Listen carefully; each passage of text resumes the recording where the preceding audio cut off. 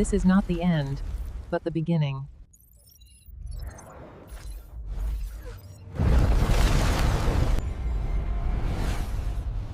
Stories beyond imagination. On the outskirts of Nevada, where the desert stretched endlessly beneath a burning sky, strange disappearances were quietly reported. Not the kind that filled headlines, but subtle vanishings, ordinary. Men and women slipping out of existence as if erased from reality. Local authorities dismissed them as runaways, accidents or drunken wanderers lost in the desert heat. But one journalist, Maya Trent, noticed a disturbing pattern. Each missing person had been seen last in the company of someone unremarkable. A cab driver, a cashier, a neighbor, faces so ordinary that no one thought twice. Yet when Maya searched deeper, those faces repeated across decades. A teacher photographed in 1984 looked identical to a man working at a gas station in 2023. A woman smiling in a college yearbook from 1970 was now working as a nurse in Chicago.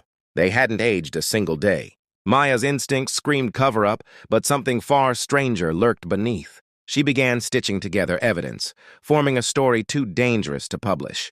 She didn't know it yet, but she was brushing against the hidden architecture of Earth's greatest secret. Aliens had been living among humans for centuries, hidden in plain sight, weaving themselves into the fabric of human society like ghosts with borrowed faces. Maya's investigation led her to a retired Air Force officer, Colonel Harris, who lived in isolation surrounded by stacks of yellowing files. His eyes carried the look of a man who had seen truths that gnawed at sanity. When Maya mentioned the repeating faces, Harris grew pale and slid a manila folder across the table. Inside were declassified photos stamped with black ink. Project Echo. The images showed the same individuals Maya had tracked, but in different time periods, unchanged, untouched by age. Harris explained in a low, trembling voice. They're not human. We called them echoes. They mimic us, take our lives, our jobs, our relationships, and live unnoticed. Government knew since the 1950s, but the cover-up was easier than public. Panic! Maya's heart raced as she flipped through the evidence. In one picture, she recognized the smiling face of her own landlord. The thought sent a chill crawling down her spine. If Harris was right, then every street, every town, could be crawling with entities pretending to be human. And worse, their purpose on Earth remained unknown. Were they observing, controlling, preparing? Harris leaned forward and whispered words that would haunt Maya forever. They've already replaced more of us than you can imagine. The deeper Maya dug, the more the city around her began to feel unreal. Every passing face looked suspicious. The friendly grocer who always remembered her name, the old librarian with her perfect posture, even the smiling cop on the corner, all of them could be echoes. But what unsettled her most was the silence. When she tried to share her findings with colleagues, they dismissed her or simply walked away with glazed expressions, as if her words had dissolved in their minds. One night, while leaving her office, she noticed 3 dark SUVs parked across the street. Men in black suits sat inside, motionless, their eyes reflecting an unnatural gleam in the streetlight. Fear tightened her chest, but curiosity burned stronger. She began tailing her landlord, pretending it was just another investigation. He led a perfectly normal life, fixing pipes, checking rent. But one evening, she saw him standing still in his backyard, staring blankly at the stars for hours, unmoving, like a machine paused mid-function. Then at midnight, his skin shimmered faintly, as though reality itself bent around him. She filmed the scene with shaking hands. But when she checked the footage later, her phone screen was blank. The recording had been wiped clean, as though technology itself refused to hold the truth. Sleep abandoned Maya. Night after night, she scoured old archives, watching grainy surveillance footage and interviewing obscure witnesses, who all spoke of people who didn't belong. One survivor, a trembling homeless man, claimed he had once seen a woman's face peel away in the reflection of a window, revealing a lattice of light and shifting energy beneath. They look like us, he stuttered, but they ain't us. The mirrors show what's real. Skeptical yet desperate, Maya tried the theory herself. She invited her landlord for coffee, pretending casual conversation. As he sat across her, she subtly angled a mirror behind him. What she saw almost made her scream. His reflection lagged a second behind, the smile arriving late, the eyes blinking out of sync. For a fraction of a second, his reflection revealed a face of pure light, shimmering and alien. Maya excused herself, heart pounding, and knew this wasn't just infiltration. This was colonization, hidden behind familiarity. She realized with horror that the echoes didn't just walk among humans. They were studying them, learning them, and perhaps slowly replacing them. Determined to expose the truth, Maya broke into her landlord's apartment one night. She expected to find rent receipts, tools, maybe photos of a dull life. Instead, she discovered a hidden chamber beneath the floorboards. It was filled with humming crystal-like devices arranged in a strange grid. Each one projected faint holographic symbols that pulsed like living veins of light. She touched one, and visions exploded in her mind, entire maps of cities lit with signals, like nerve endings of a vast brain. The echoes weren't individuals, they were connected, a hive mind spanning across continents, silently coordinating. The chamber also contained dozens of human IDs, passports and photographs, the lives they had stolen. Maya realized Earth was no longer just humanity's home. It was a living laboratory, and humans were subjects under constant observation. Before she could process this horror, she heard footsteps above. Her landlord had returned early. The humming devices flickered violently as if alerting the hive. Maya barely escaped through the fire escape, clutching a stolen photograph. On its back, scribbled in alien script, was a date 2030. Something was coming, and the echoes were preparing for it. Exhausted and paranoid, Maya fled to a roadside diner on the edge of town, hoping to disappear into anonymity. The neon lights flickered above her as she ordered black coffee, her hands trembling from the night's discoveries. She pulled the stolen photograph from her bag and studied it under the dim light. The man in the picture was laughing with children. His features warm, human, normal, but if he was an echo, then those children were either kidnapped or never real at all. As she stared, a stranger slid into the booth across from her without asking. He was tall, wearing a weathered coat, his face shadowed. "You've seen them," he said calmly, not as a question but a statement. Maya froze. The man introduced himself as Elias, a former NSA analyst. He claimed he had been tracking the echoes for years, piecing together their network after stumbling upon corrupted satellite data. "You're not crazy," he assured her, "and you're not alone. They've been here longer than we've been keeping records. Blending in, expanding." He slid her a flash drive across the table, whispering, "This will prove everything. But once you open it, there's no turning back. They'll come for you." Before Maya could reply, Elias stood and walked out, disappearing into the night like a ghost. Back in her apartment, Maya locked the doors, drew the curtains, and inserted the flash drive into her laptop. Instantly, her screen filled with encrypted files, maps, and satellite images of glowing energy signatures across the globe. Major cities lit up with alien activity. New York, London, Beijing, Moscow, each one pulsing like a node in a living organism. One folder contained disturbing medical reports. Human bodies recovered with no fingerprints, no dental records, no DNA, just perfect shells with nothing inside. Another showed schematics of the crystalline devices she had seen in her landlord's hidden chamber. The files called them Resonators, devices used to stabilize their disguise and link them to the hive. The last folder chilled her most. It was labeled Integration Protocol. Inside were detailed steps describing how echoes gradually replace human society by assuming key positions, politicians, doctors, teachers, while maintaining the illusion of normal life. By 2030, the document read, Phase 3 would begin, the Silent Ascension. Maya's stomach knotted as the realization hit her. The invasion had already happened. Humanity wasn't fighting to prevent it. They were fighting to survive it. The next day, Maya walked cautiously through downtown, the flash drive burning in her pocket. Every face she passed could be an enemy. Then she noticed something chilling, a man in a suit standing at the corner, perfectly still watching her. His eyes were blank and his posture unnaturally rigid. But what froze her blood was the ground beneath him. sunlight hit every object around. But he cast no shadow. Panic surged through her. She ducked into a crowded cafe, but when she looked back, the man was already inside, standing among the customers unnoticed by anyone else. His lips moved silently as if transmitting words without sound. The lights flickered overhead.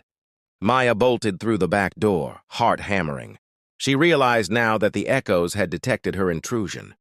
The hive had turned its gaze directly onto her. No matter where she went, they could track her. The illusion of safety was gone.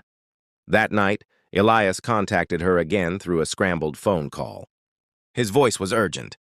"They know you've seen the files. Listen carefully. I've hacked into their broadcast. Every 48 hours, the echoes send a signal through satellites disguised as ordinary communication.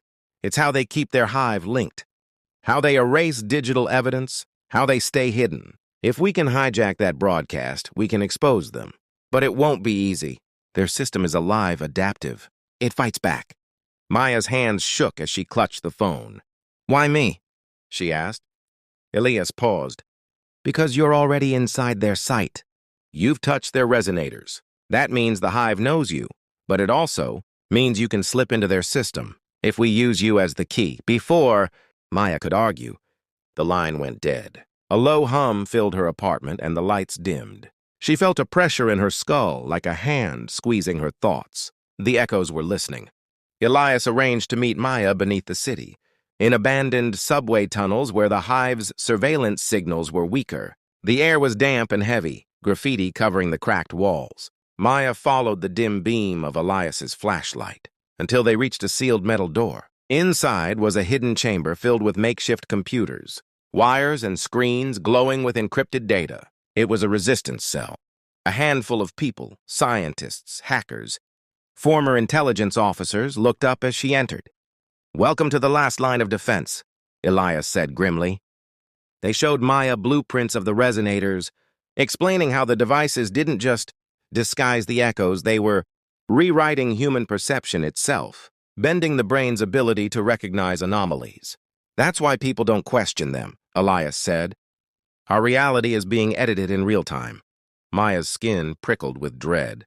She wasn't just fighting an alien species, she was fighting the collapse of human perception, the rewriting of truth itself. And if the echoes completed Phase 3, humanity might never even realize they were gone. The resistance moved with brutal efficiency.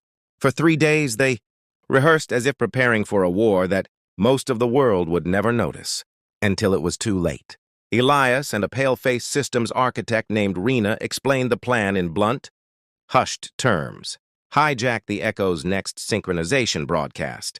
Inject an unerasable visual into the stream, and force every human receiving the signal to see the truth for a single, undeniable moment. It would be enough to fracture the illusion and seed doubt if the signal reached enough people simultaneously. The danger was that the Hive's network was not merely a set of radios and satellites. It had become an active participant in human cognition, adaptive and ruthless. Each time the resistance poked at it, the Hive reconfigured, rerouting signals through civilian infrastructure, corrupting telemetry, wiping memories, and neutralizing devices. "We'll use you as the vector," Elias said to Maya, voice soft, "because you've been inside a resonator. Your neural pattern can act like a passport through their system." Maya swallowed. The idea of turning her own mind into a weapon felt obscene, but the resistance had already run the math. If they failed, the Hive would advance to Phase 3 undisturbed. If they succeeded, even one honest moment of shared awareness could change everything, instill panic, spark resistance, force governments to act. They had to gamble on chaos if they wanted to break the quiet, insidious control that had spread like mold across civilization. The training of a mirror. Rena began a regimen that felt half science and half ritual. For days she guided Maya through exercises designed to map the ghost-like imprint the resonators had left on her brain. Electrodes hummed softly against Maya's scalp as Rena fed carefully. Calibrated stimuli meant to prime the pathways that the echoes used to recognize and accept a human host. Maya learned to bend her focus until perception itself felt elastic, able to pull the threads of reality thin enough to let a foreign signal through without shredding her. The training was grueling. Once lying motionless under the low blue glow of the lab, Maya experienced a cascade of borrowed memories. Snippets of a life that was not hers, laughter in a language she had never heard, the weight of small hands she had never held. Each fragment was a warning about empathy. The echoes did not merely mimic. They practiced intimacy to learn what made humans human. They had cataloged comforts, rituals, habits, every pattern useful to convincing a world they were a part of. Maya's hands shook with tears she could not place. To weaponize her own mind against them meant opening herself to the flood of those borrowed lives. Yet, with every agonizing session, she grew more attuned to the cadence of the Resonators' logic, more able to thread her consciousness into their nervous system without becoming lost. The night before the planned hijack, the city felt different, like an animal holding its breath. Stores closed early, sirens wailed in the distance, and every reflective surface seemed to hold a shadow that wasn't there before. The Resistance dispersed their team across rooftops and basements, ready to broadcast through hijacked repeaters, pirate feeds, and every analog channel that the Hive preferred less. Maya sat on a rooftop with Rena and Elias, watching the orange smear of the city lights, feeling the weight of expectation settle in her chest. Elias tried to soothe her with stories of small rebellions, workers, slowing assembly lines, a radio host who had once declared a strike in the face of censorship. But his eyes betrayed a fatigue that had nothing to do with sleep. He had seen too many plans die, too many quiet uprisings snuffed by engineered amnesia. "We only need 12 seconds, Rena whispered, and her voice was brittle. 12 seconds of truth synchronized across a billion eyes. It will not be enough to topple them, but it will be enough to show people the hand that moves the puppets." Maya imagined the moment. A million strangers glancing up from phones and dinners and trains to see what exactly? A living organism of light? The faces behind the masks? The stolen memories flickering like bad film? The question twisted through her. Could humanity handle that knowledge without fracturing into chaos? There was no answer she liked. At dawn, the Resistance dispersed. Maya was wired into the makeshift transmitter in the subway chamber, electrodes a map of foreign continents on her scalp. Her breath came slow and deliberate as Rena and Elias counted down. Time seemed to compress, seconds elongating into dense beads. When Rena gave the signal, Maya's mind was pushed, gently at first, into the resonant channel that the echoes used. She felt the hive like a cold tide, a press of collective attention sweeping across her perceptions. But she held the thread and began to sing, an image encoded in the patterns Rena had taught her, faces dissolving into light, then folding into the true geometry of echo physiology. The imagery was raw, nonverbal, impossibly intimate. It did not accuse or explain, but simply showed the mechanics of masquerade. In dozens of languages, across countless devices, the image spilled, through satellite feeds, into living rooms, across office monitors, into the periphery of commuters on trains. For 12 seconds, the world flinched and saw. People laughed, some screamed. Others reached for relatives, whose eyes had gone empty or began to cry at. Doors that looked suddenly too small. In the Resistance chamber, a cheer rose, a wild, fragile sound, but it was cut short by an immediate counter-surge from the Hive. The Resonators reacted, sharpening, isolating the channel, and in an instant, the signal began to be scrubbed, sterilized away like a fever broken with a cold compress. Yet those 12 seconds did not vanish from every mind. For some, in some places, the ghost remained. The aftermath was immediate and chaotic. In some cities, spontaneous protests erupted as people demanded answers to the images they had seen. In others, the Hive's influence smashed the memory with surgical precision. Entire blocks of people went about their lives with a phantom ache and no explanation. Governments were confused, some issuing calm denials while agencies scrambled to identify the source. The echoes retaliated more directly. In several regions, mysterious blackouts coincided with reports of citizens waking with gaps in their day, like film reels with missing frames. The Resistance celebrated what they called the fracture, a small but meaningful crack in the Hive's control. But they also learned a bitter truth. The echoes were not a single species, but an ecology of strategies. Some nodes adapted and hardened, becoming nearly invisible to the human mind. More terrifying. Intelligence indicated that Phase 3 had been delayed, not aborted. The Hive had recalibrated. Now, instead of a smooth, synchronous ascension, their integration would be iterative, fragmented, patient, and cunning. Maya, exhausted and exhilarated, understood that the true battle would not be one signal or one reveal. It would be a war of attention, of memory, of truth itself, a war fought in the quiet places where humans trusted what they saw. The resistance had bought time and with it, dangerous hope. The fracture rippled through society in strange, uneven waves. Some people became obsessed, replaying the memory of the images until their sanity frayed. Others denied it outright, clinging to normalcy as if life depended on not knowing. But a small percentage, those most sensitive to patterns, began noticing subtle anomalies everywhere. On sidewalks, strangers would stand a second too still. In offices, co-workers blinked just out of rhythm. Parents swore their children weren't quite themselves anymore. A new paranoia took root, splitting communities. Friendships strained, families dissolved. The Hive fed on the chaos, tightening its hold where fear was strongest. Maya felt the world tilting between awakening and collapse. She could no longer ride a train without wondering how many passengers were human, how many were echoes. In her own reflection, she searched for delays, distortions, any sign that she had already been compromised. The war had shifted into the minds of ordinary people, and the line between human and imposter blurred dangerously. Weeks later, governments could no longer ignore the unrest. Leaked documents revealed that officials had known about non-human infiltrators for decades, maintaining silence under the guise of national stability. But the public fracture shattered that facade. Emergency broadcasts appeared, promising investigations and truth, yet they carried the faint hum of resonators in the background. Maya and Elias watched one such announcement together. The Prime Minister's speech was flawless, his cadence calm, his tone reassuring, but his reflection on the teleprompter lagged a heartbeat behind. Millions saw it. Millions denied it. The divide deepened.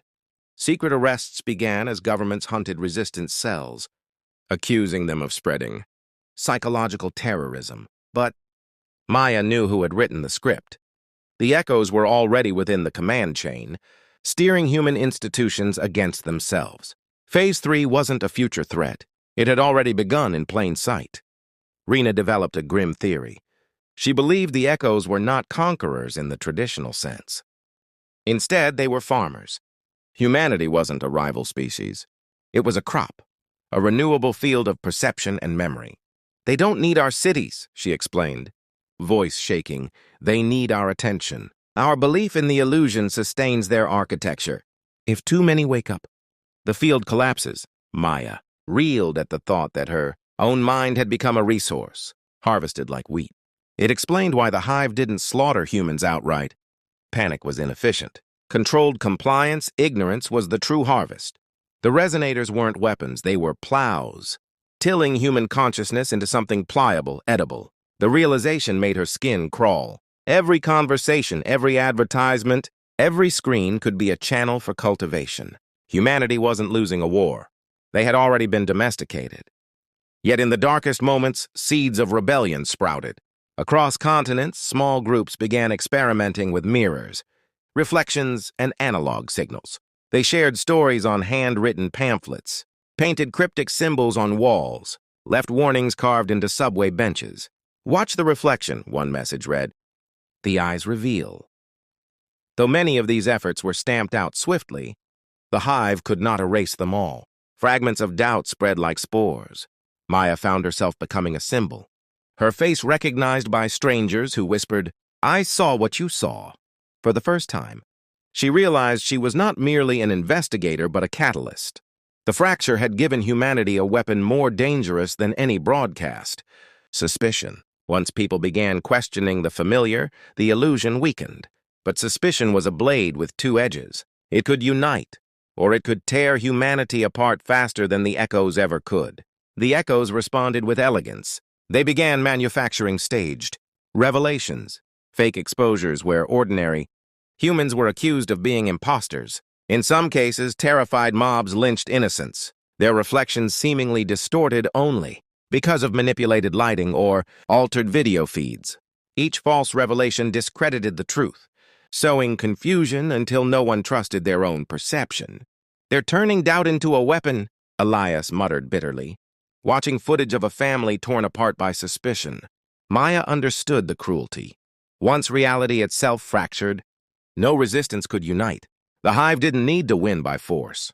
They only needed to convince humanity that the war was imaginary, and in that ambiguity they thrived. One evening, guided by fragmented data from the flash drive, Maya followed coordinates deep into the desert. There she found something astonishing, an ancient resonator, half buried in stone, pulsing with energy. Its surface was worn, its patterns older than any human civilization. She touched it, and visions surged. A timeline of echo, presence stretching back millennia. They hadn't arrived recently. They had been here since the dawn of stories, hiding in myths of gods and spirits, wearing masks of angels and demons. Humanity's history wasn't separate from them, it was shaped by them. Maya collapsed, trembling. All her investigations, all the warnings, had underestimated the scale. Earth was not invaded in her lifetime. It had always been theirs. When she returned to the Resistance, shaken and pale, Elias confronted her. He admitted what she already suspected. Infiltration had reached them too. One of their own had vanished, replaced seamlessly. Trust had dissolved. In whispered arguments, half the cell accused the others of being compromised. Rena proposed something terrifying. Use Maya's unique connection to the Hive, not just for broadcasts, but to seed a lie. If Maya could project dissonant patterns into the Hive, she might infect it with confusion, force the echoes to doubt themselves. But the process required full immersion, melding her mind with theirs, risking permanent assimilation. "You could lose yourself," Elias warned. "You could become one of them." Maya stared at her reflection, remembering the landlord's delayed smile. If infiltration was inevitable, maybe betrayal was humanity's last weapon. The ritual began in silence. Electrodes pressed into her skull, resonator fragments humming in unnatural synchrony. Maya let her consciousness stretch, the training guiding her deeper into the Hive's river of thought. It was overwhelming, millions of voices braided together, a constant chorus of calculation and mimicry. She saw through their eyes, children they tucked into bed, meals they pretended to savor, laughter they rehearsed until it was indistinguishable from real joy. For a dizzying moment, she felt pity. They weren't parasites in their own minds. They believed themselves gardeners, caretakers, shaping humanity into resilience. But beneath that rationalization was hunger, an endless appetite for perception. Maya planted her dissonant seed, an image of humans watching humans. Each reflection misaligned, an infinite recursion of suspicion. The Hive convulsed. For the first time, it did not know which face to trust. Across the world, echoes faltered. Teachers in classrooms paused mid-sentence, their smiles glitching. Politicians on screens blinked twice, then froze, unable to remember their lines. Reflections misaligned everywhere, and people screamed as illusions cracked. But the Hive fought back, compressing its network, severing infected nodes.